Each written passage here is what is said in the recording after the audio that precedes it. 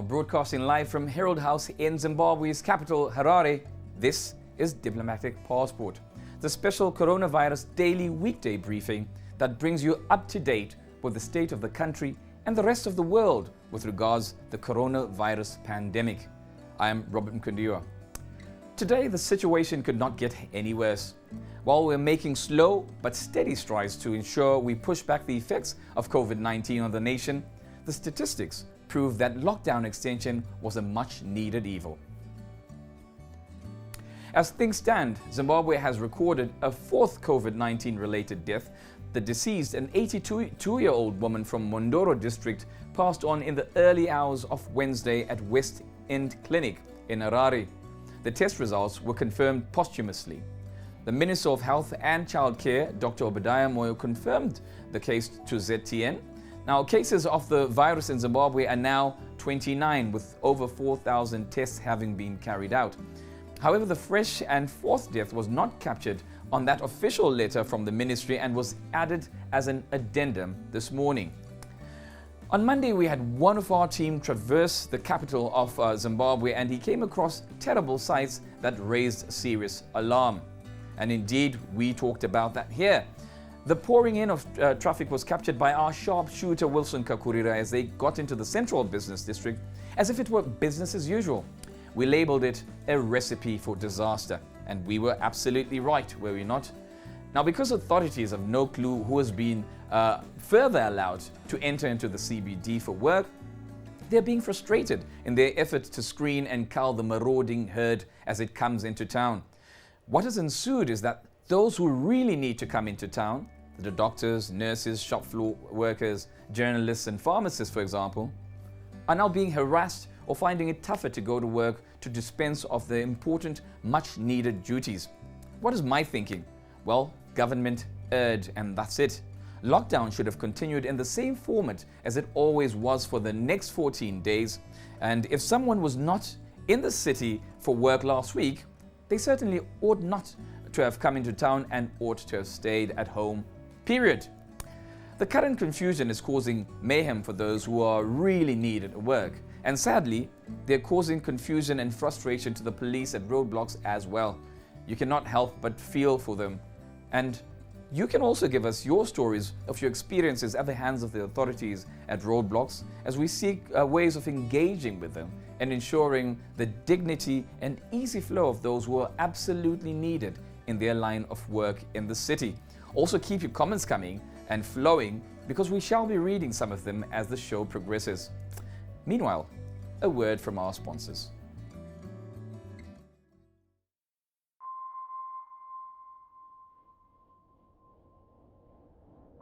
The world is under attack. No place is safe from COVID-19. Not even our beloved Zimbabwe. To complement government efforts in the fight against this pandemic, NASA, which falls under the Ministry of Public Service, Labour and Social Welfare, has availed two facilities for utilization in combating the deadly virus. The Beitbridge Hotel will be used as a transit isolation center for returning residents from South Africa. Travelers will be required to quarantine for the designated 21 days at the center in our bid to monitor and contain the virus from spreading further. Ekuseni Treatment Center joins the various treatment centers set up nationwide for patients undergoing treatment for COVID-19. NASA has taken a step further by providing our pensioners with a once-off bonus equivalent to a month's pay. And we have also taken it upon ourselves to fix the ventilator at the Mutare General Hospital to kickstart treatment and help save lives. The fight against COVID-19 is our fight. Help keep Zimbabwe safe. Help save lives. NASA, ours is a lifelong promise. Now, yesterday we carried the response from what had been termed the UK 65. Now, these were believed to be 65 United Kingdom-based returnees who had allegedly demanded preferential treatment, like hotel accommodation and the works, ahead of the government-provided quarantine lodgings at the Belvedere Training Teachers College campus. Now, when news broke of that demand, the nation was livid. And why would they not be? Who do they think they were? What do they think of themselves? Why do they think they have this sense of entitlement? So yesterday we tracked them down and demanded answers to those crucial questions for you. Now, speaking from amongst the group was a character we codenamed Union John. Now here's this, for those of you who didn't listen to that or watch that, here's a snippet of what he had to say yesterday. Okay, let me correct one piece of information which is wrong. The number of people who arrived at the premises were 24, not 65, Okay. or the numbers that people are talking about. It's actually 24. Okay. So when we come down, the authorities, they received us. They took about probably an hour or so to process everybody. And everything from there, it was a bit organized. Then they put us on a bus.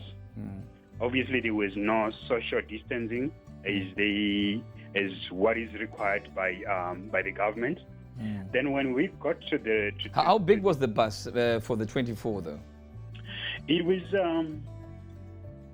I think it was in a 24-seater.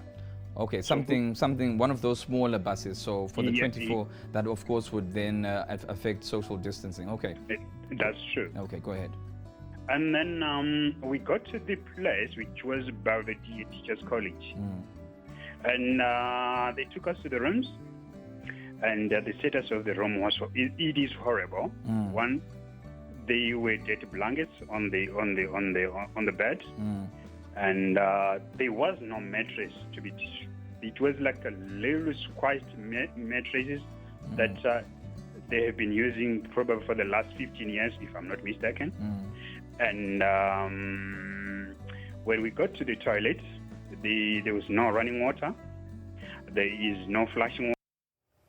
Well, following that much-watched interview, which set a lot of things straight, social media, which had been quick to sit as a jury, returned with an adjusted verdict. Now, let's take a look at some of these responses that show how they set the record straight. For example, Conrad Mwanawashe says, I have learned that the people who returned from the UK and taken to Belvedere were actually requesting for better basic facilities and not hotels. For that reason, I take back my comments about their alleged behavior. Apologize unreservedly.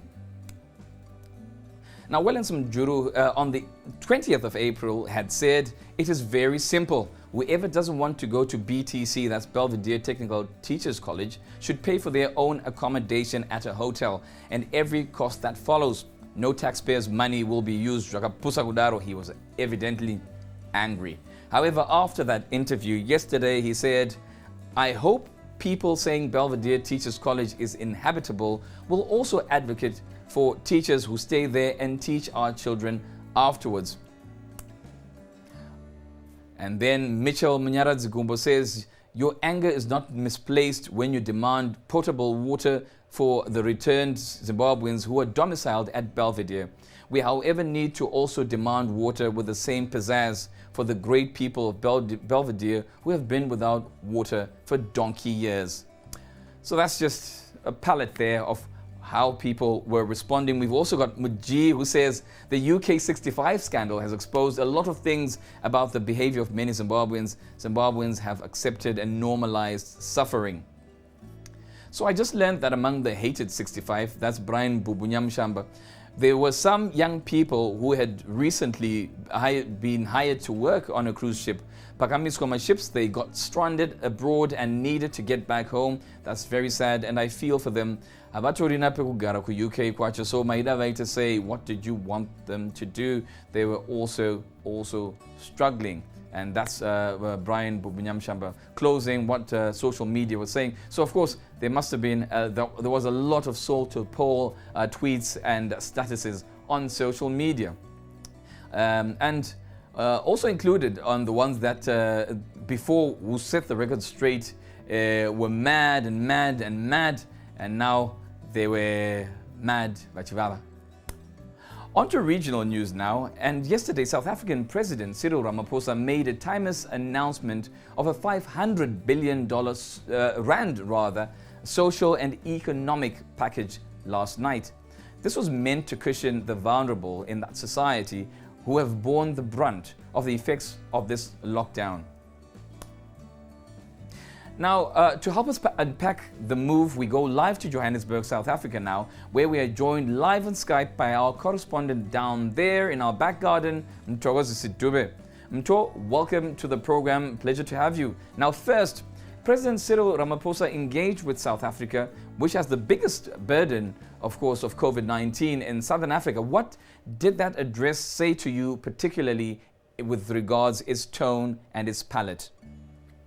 Quite interesting, man. I mean, I've not been a big fan of Cyril Ramaphosa, but the way he has handled this crisis has been quite inspiring, for me, and I think he's won me over. So I sensed some calmness. I mean, when you're in the middle of a crisis, you want to see your leader calm within the storm. He spoke in a way that sort of inspired confidence in us, but obviously leaving us with a sense of realism. You understand the situation is dire, but the man inspires confidence, in his speaking. And then I think I also noticed the fact that there's an element of compassion, especially where he speaks of what government's interventions would be for, underprivileged or impoverished South Africans, where government is giving grants and all that. So you can sense, some, compassion, and you also sense decisiveness. He's had to take some really hard decisions. I mean, the lockdown, South Africa's lockdown is probably one of the strictest in the world. We are not allowed to come out jogging or, take our dogs for a walk or that kind of thing. He's had to take those decisions, and he's had to be very decisive. There was no time to even, be pondering on what would work and what wouldn't work. And you also get the sense that he's also extensively consulted a number of stakeholders, which I think is quite good. I mean, for any leader to do in the middle of a crisis. So he's done extremely well. Cyril has done extremely well. As you said, that coming from you means quite a lot. Now, what are your thoughts about the way the South African government has handled this crisis? And also, in the same breath, what other interventions is that government putting in place in its fight against COVID-19? Man, it's quite a challenging situation. I've said before that we've never gone through this kind of thing, and obviously it's challenging for any government. But the way South Africa has confronted this thing has been amazing. You'd know that they've done more than 126,000 tests so far. They've screened about 2 million people in communities across the country. And, about 15,000 of these have been referred for testing. And out of those, we have 3,465 cases. So I think it gives government a clear picture in terms of how how big a challenge we are faced with, to obviously then react, with the necessary interventions. Unlike a scenario where a country is not testing enough people, you don't really get to know the magnitude of the problem that you're dealing with. So as we speak, I'm saying, I saw yesterday, they were saying the government is actually opening up a soccer city, one of the stadiums that was used during the World Cup. It's going to be used as one of the facilities where COVID patients will actually be taken in. So they are obviously now thinking ahead and increasing capacity, just to make sure that we're caught unaware should this thing should the numbers keep growing. And you also look at the fact that they've also, considered the impact of the lockdown on its citizens. The government has come up with a number of interventions, which I think is quite a good thing. One of the things that they've done, you'd know that in South Africa, about 32% of the population, they receive social grants from government every month. Government has actually increased those, so over the next 6 months, they're going to be getting slightly more than they usually get. So that's your elderly, that's the unemployed, people with children, so that they're able to take care of their families. So there's been that kind of intervention, which I think is quite timeless during a time such as this. And then the government has also come up with several interventions just to save businesses and jobs, really. So they've put aside about 500 billion rands, for all that, which I think that translates to about 27 billion US dollars, which is probably 10 times the annual budget of Zimbabwe and 10% of South Africa's GDP. So I think that's quite commendable for any government to be able to do this, especially in Africa. I mean, I honestly never thought they would be able to come up with such interventions. And I saw government has actually been engaging, your IMFs and, to see if they can get some sort of funding just to, prepare themselves for the fight, because the fight is still on. It's still, it still demands that we fight with everything that we have. So I think they've done fairly well under the circumstances. Very interesting, very exhaustive, of course, and always a pleasure. But before you go, Thokozisi, important thing about yourself, because life definitely won't be the same after this. How are you preparing yourself for life after COVID-19? Look, man, it's time to reflect and just realize that things won't be the same for us after this thing. Jobs will be lost. There'll be, life will change. We won't be able to interact the way that we used to. So I'm obviously, taking time to ponder in terms of, I think for me, it's two things majorly.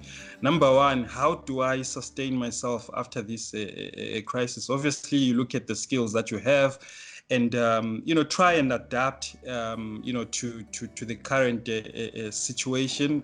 How will I be able to survive with the skills that I have? Should I lose my job? Should I not have a job after this? So I think that's the first thing. And then the second thing is obviously how we will live our lives.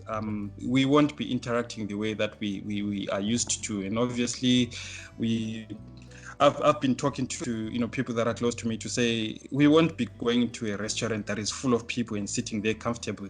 It will be different, So obviously our social lives are going to change. There won't be too much of going out to engage with too many people after this. So I'm preparing myself mentally in terms of all that, and obviously just trying to read and see how I can, be able to maximize on the skills that I have as an individual, and also, just to plan, for the future. So, yeah, we're getting ourselves ready, but it's going to be really challenging.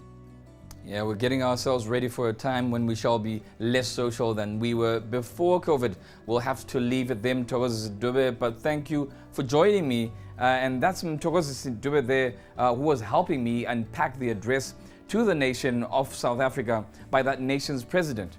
Now, Cyril Ramaphosa was in a quest to cushion the vulnerable South Africans from adverse effects of the lockdown in their livelihoods. And indeed, that's him there yesterday addressing that country of South Africa, and he gave quite comprehensive social safety nets that he gave to his people. And South Africa really woke up to a buzz when they were absolutely beside themselves with happiness because of what government and indeed their leader, there shown Cyril Ramaphosa, did for them, came together and put together a very strong social grant of running into the billions of francs. Now, last time we gave you good news that help for the nation, for Zimbabwe, continues to come from many different nations.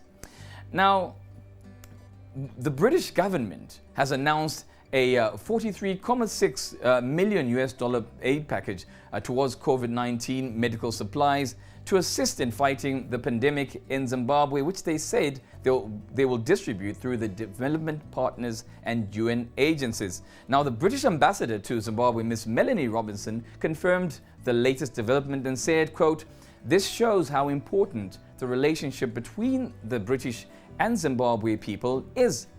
Well, she may be Miss and not Mrs. Robinson, but we want to end on a little treat for her.